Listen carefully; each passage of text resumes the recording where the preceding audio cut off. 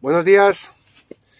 Desde hace ya unos cuantos años, en ciertos círculos espirituales o en ciertos círculos esotéricos o de desarrollo alternativo, en círculos de conciencia, se habla o se apunta a que el mundo está a punto de despertar, que el mundo está a punto de amanecer a una nueva frecuencia de vida, de consciencia, que va a haber un triunfo en la luz, que va a haber un nuevo mundo, en definitiva.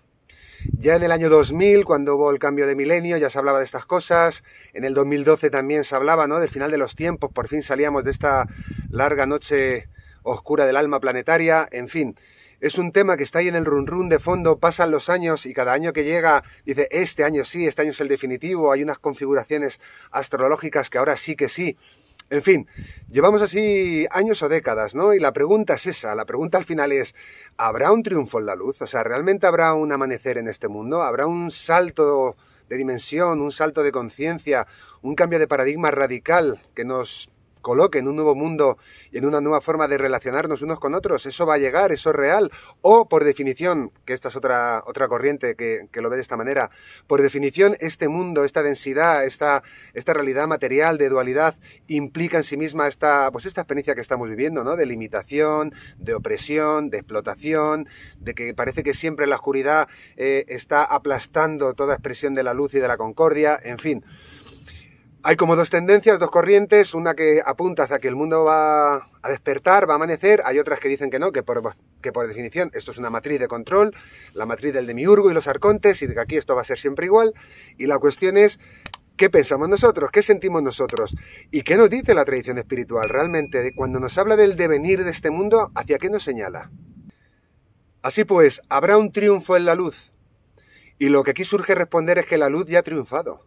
Todo está hecho de luz esencialmente. Por lo tanto, no es una cuestión si la luz va a triunfar o no triunfar, porque todo está hecho de luz. Hay una metáfora, una imagen que se utiliza recurrentemente para aludir a esta realidad, ¿no?, de la luz en todo lo creado, y es la proyección cinematográfica. Lo que podemos observar en esta imagen es que hay un haz de luz que atraviesa una película, una cinta cinematográfica que contiene fotogramas en positivo y negativo, atraviesa la cinta y se proyecta en la pantalla lo que contienen esos fotogramas, se proyecta la película. O sea, hay un haz de luz que finalmente acaba proyectando una película súper interesante, súper vivaz, con un montón de emociones, de espectáculos que nos dejan embelesados, pero finalmente no deja ser una película. Claro, alguien diría, ¿habrá un triunfo de la luz en la película? Y dice, bueno, la película depende del guión. Puede ganar la luz, puede ganar la oscuridad, puede ganar los villanos, pueden ganar los buenos, en fin, ¿quién sabe? Siempre hay héroes, siempre hay villanos, y siempre hay una trama, siempre hay un drama.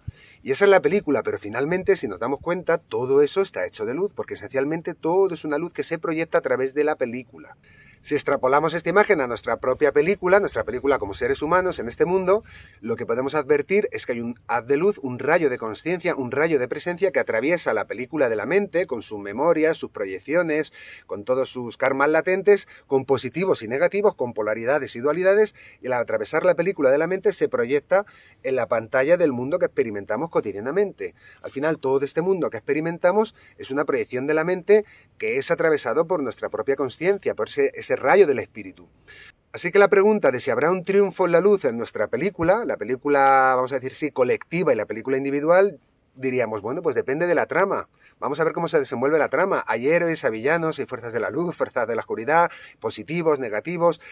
¿Cómo acabará la película? Está por verse, pero finalmente, más allá de la propia película y de la propia trama, todo está hecho de luz esencialmente. Todo es una proyección de la divina consciencia.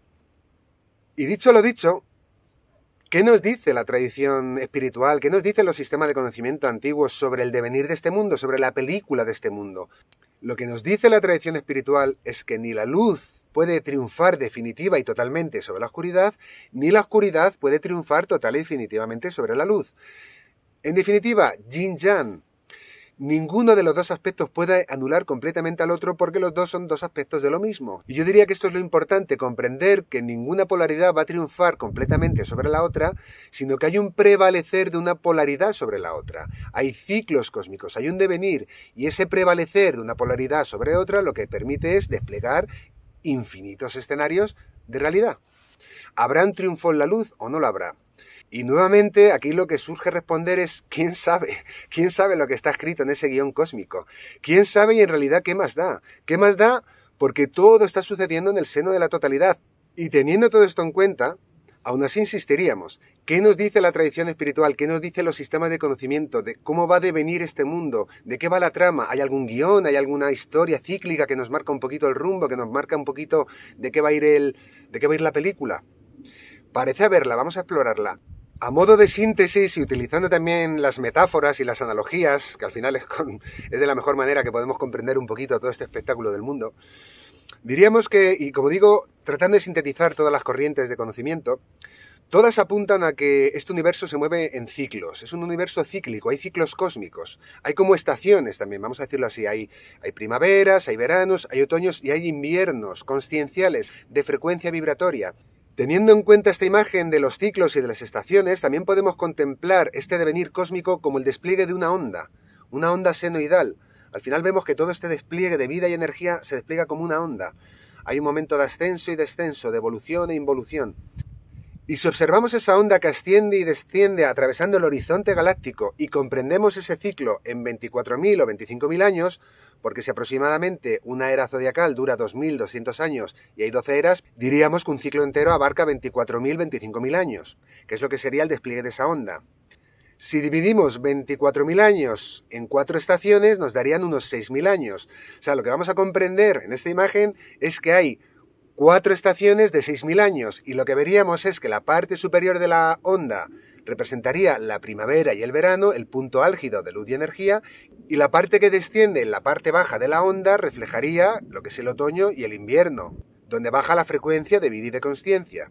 Dicho lo dicho, ¿para qué esta imagen? Pues esta imagen lo que nos señala y a lo que nos apunta a todos los sistemas de conocimiento es que estamos a punto de entrar o estamos entrando en un equinoccio cósmico de primavera. Estamos saliendo de un largo invierno consciencial que ha durado 6.000 años y estamos en el momento de atravesar el horizonte en el que la luz prevalece. Estamos en ese punto en el que se despide el invierno y aparece la primavera. Por así decirlo, un equinoccio cósmico de primavera. Y aquí lo que sería interesante es observar si las piezas encajan. Si uno mira ese devenir histórico, ¿encaja que estamos saliendo de un invierno? ¿Encaja que antes hubiera un otoño? ¿Encaja que antes hubiera un verano y una primavera? Hay una cosa muy interesante, muy curiosa, y es que en los libros de historia convencionales, en lo que se nos enseña en el colegio, más o menos la historia ¿cuándo empieza? Pues hace unos 6.000 años. En Mesopotamia nos hablan de Sumeria, en el Valle del Nilo nos hablan de Egipto, en el Valle del Indo nos hablan de eso, de las civilizaciones del Indo. Y la cuestión es que parece que ahí comienza la historia. Más allá de eso, Neolítico, Paleolítico y las cavernas. De repente parece ser que en un momento dado surgen unas civilizaciones súper avanzadas que elaboramos unas construcciones maravillosas con una tecnología maravillosa, se hacen pirámides, se hacen todos los sistemas de conocimiento antiguos, de astrología, de arquitectura, en fin, de todo. Y todo eso pues nada más salir de las cavernas. Efectivamente parece que algo falta, algo no encaja. Prácticamente salimos arrastrándonos con palos de las cuevas y acabamos haciendo pirámides. Algo falla. Hay un conocimiento antiguo que ni siquiera la tecnología de hoy es capaz de reproducir. Por lo tanto, algo falla. Pero viene muy a cuento. ¿Por qué? Porque ¿de qué nos habla este paradigma desde 6.000 años a este momento? Nos habla de un paradigma de opresión. Nos habla de un paradigma de guerra, de explotación, de invasión. Un paradigma donde la mente colectiva está sometida a la idea de o exploto a los demás o voy a ser explotado por ellos, o los invado o me invaden, o prevalezco o prevalecen sobre mí. Y si nos damos cuenta, ese paradigma es el que parece haber reinado desde hace 6.000 años. Y curiosamente la historia parece empezar ahí, lo que, según mi criterio, normaliza o naturaliza la condición oscura de la naturaleza humana. Somos así, somos seres depredadores, somos seres egoístas, somos seres que siempre estamos aplastando al prójimo. O sea, si nos observamos, este paradigma nos habla de eso. Siempre partimos de unas sociedades dominantes, de unas sociedades explotadoras. Y para mí eso es otra evidencia de que estamos en un paradigma de oscuridad que ha tratado de ocultarnos todo nuestro pasado histórico, que ha tratado de ocultarnos que a lo mejor más allá de ese nacimiento en Sumeria y Egipto y demás, hay otros mundos, hay otras humanidades, hay otras edades, hay otras estaciones de conciencia. Y por eso es fácil que en la mente colectiva o en la memoria colectiva quede esa idea de que siempre hemos sido así, de que no hay solución, de que este mundo siempre va a ser igual, siempre va a ser un mundo de opresión y explotación. Porque hemos olvidado las estaciones, las edades y los mundos que nos precedieron. Claro, aquí alguien diría, bueno, ya estamos con la Lemuria, con las Atlántidas, con otras humanidades, con los hiperbóreos. Y yo diría, pues por supuesto. ¿Por qué todos los sistemas de conocimiento antiguos nos hablan de eso precisamente? De otros tiempos, de otros paradigmas de conciencia, de otras formas de organizarse los seres humanos, de otras tecnologías, de otros paradigmas. Así pues, hace 6.000 años empieza un invierno, 6.000 años atrás, hace 12.000, ¿qué nos dice la historia? ¿Qué pasó en este mundo? ¿Nos encaja que hubiera un verano y que de repente algo sucediera y entráramos en un otoño? Pues si rastreamos los mitos antiguos, incluso los registros geológicos, vemos que hace 12.000 años pasó algo muy fuerte en este mundo. Algo pasó, una gran devastación, un cataclismo, algo pasó de algún modo. Algunos relatos lo señalan como el diluvio, ¿no? Como algo pasó que anegó este mundo, o incluso alguna glaciación, algo pasó que de alguna manera hizo bajar la vibración de este mundo. Y de hecho hay ciertos sistemas de conocimiento que hablan de esas humanidades, de una vibración y una conciencia más elevada, de otra dimensión más elevada, que a través de esos acontecimientos o de una bajada vibracional de conciencia caímos hacia esta tercera dimensión, más densa, más material y donde más prevalece la conciencia de separación o ego. Así pues, según todo esto, parece que estamos en un equinoccio cósmico de primavera y a la vez al final de una noche oscura del alma planetaria, porque claro, estos 6.000 años han sido fuertes, guerra, matanza, explotación, miseria, en fin, todo lo que hemos conocido. Claro que despunta la luz en ciertos lugares que rápidamente es aplastada por estructura de la oscuridad. Y efectivamente muchas tradiciones al hablar de esta noche oscura del alma planetaria también señalan hacia el final de los tiempos, al final de este tiempo, el apocalipsis. El Kali Yuga, el fin del tiempo circular de los mayas, todo nos habla de un final de los tiempos, el final de este tiempo, de este invierno. Cuando saluda Apocalipsis, saluda eso, a un final de los tiempos y al tiempo de las revelaciones, donde todo esto que parece oculto y censurado va a emerger. ¿Por qué? Porque llega el tiempo de la luz, el tiempo en que la información, la vida y la consciencia emerge. Atravesamos el plano galáctico y prevalece la luz. La tradición cristiana habla de que el reinado de la bestia, este reinado de oscuridad, el reinado del anticristo, finalizará o devendrá en una parusía. El Kali Yuga habla precisamente eso, de una edad oscura, una edad donde ha reinado el egoísmo, el materialismo, la decadencia moral y espiritual, la máxima conciencia de separación, la máxima degradación, y eso mismo parece ser lo que hemos vivido. Y a su vez se anuncia que el Kali Yuga finalizará y da inicio, a través de una transición, al Satya Yuga, a la era dorada, una era donde va a prevalecer la verdad, el Dharma y la armonía. Los propios mayas, como sabemos, también anunciaban ese fin de los tiempos en el 2012. Un fin de un viejo ciclo y un nacimiento de uno nuevo. Y alguien dirá, sí, parece años que se nombra todo esto, se dice todo esto, pero no vemos que pasa nada. Es más, parece que caemos todavía más profundamente en la oscuridad. Vemos como el totalitarismo avanza, como la inteligencia artificial se come el alma humana, en fin, todo este tipo de cosas. Y lo que hay que tener en cuenta, que este cambio estacional, aprovechando de nuevo la metáfora de nuestras propias estaciones, es que un cambio de estación no se da abruptamente de la noche a la mañana, no es en un día, en una hora. Hay una fecha, hay solsticios, hay equinoccios, pero no sucede de golpe, no es súbito.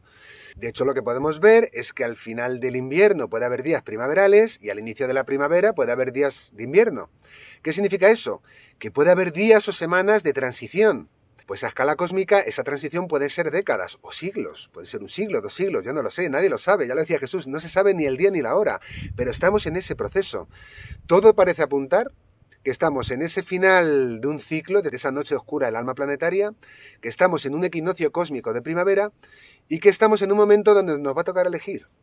Y dicho lo dicho, incluso astrológicamente también se señala que vamos a entrar o estamos entrando en un periodo, en unas configuraciones astrológicas muy auspiciosas, muy beneficiosas, que va a haber una energía armónica disponible, una energía luminosa, una energía radiante, una energía creativa, por lo menos potencialmente disponible para quien quiera utilizar esa energía, para quien sepa aprovecharla, para quien quiera, de su libre albedrío, darle una salida creativa. Se habla de ese triángulo armónico maravilloso entre los planetas transpersonales, entre Neptuno, Urano y Plutón. Se habla de que ese triángulo se da, pues eso, no sé si cada décadas o siglos, hay entradas o cambios de signos y de casas, en fin.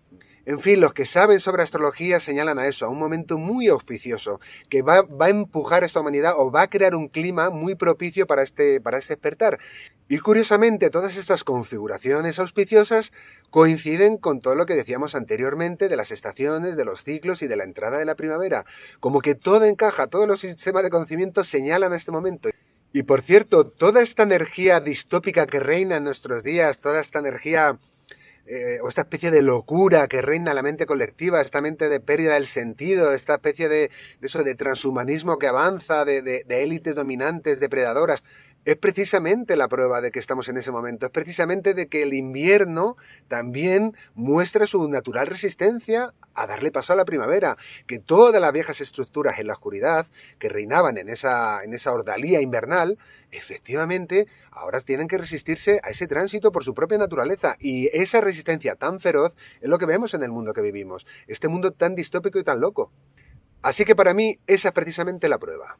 Eso, y a la vez constatar que hay una energía muy fuerte, un interés, una nueva conciencia que también está aflorando, incluso un renacer de la antigua sabiduría perenne, de las verdades perennes, de las verdades absolutas, de las leyes cósmicas, un renacer de los viejos sistemas de conocimiento que están siendo rescatados de las catacumbas de la historia.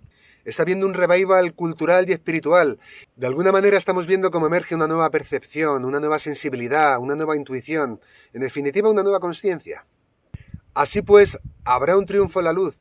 ¿Va a devenir este mundo en una nueva conciencia, en un amanecer, en una primavera? ¿Quién sabe? Y en realidad, ¿qué más da? Todo apunta a ello, pero realmente, ¿qué más da? Al final yo diría que más importante que proyectar la esperanza en un futuro esperanzador, en un futuro glorioso y luminoso, yo diría que más que eso lo importante aquí y ahora es hacernos la pregunta básica: ¿qué elijo hacer desde mi libertad? ¿Qué elijo hacer en este momento de mi desarrollo? ¿Qué elijo hacer en mitad de toda esta trama? Y nos va a tocar elegir si alimentar a las fuerzas de la luz o de la oscuridad, si alimentar a las viejas estructuras de la muerte y de la distopía o a las nuevas estructuras de la vida y la utopía. Nos va a tocar elegir entre la verdad o seguir poniendo nuestra fe en las estructuras del engaño y la mentira. Nos va a tocar elegir entre el caos y la armonía, entre la Matrix de control o la matriz divina. Nos va a tocar elegir entre control y libertad, entre el transhumanismo digital o el desarrollo espiritual, entre la separación y la comunión, entre el miedo y el amor, y en definitiva, entre seguir fijados a la mente ego o entregarnos a la consciencia corazón. Así que os deseo toda la fuerza y la inspiración para poder elegir con sabiduría y a la vez poder disfrutar con plena intensidad, con plena conciencia de este momento y de esta experiencia de vida. Un abrazo y buen camino.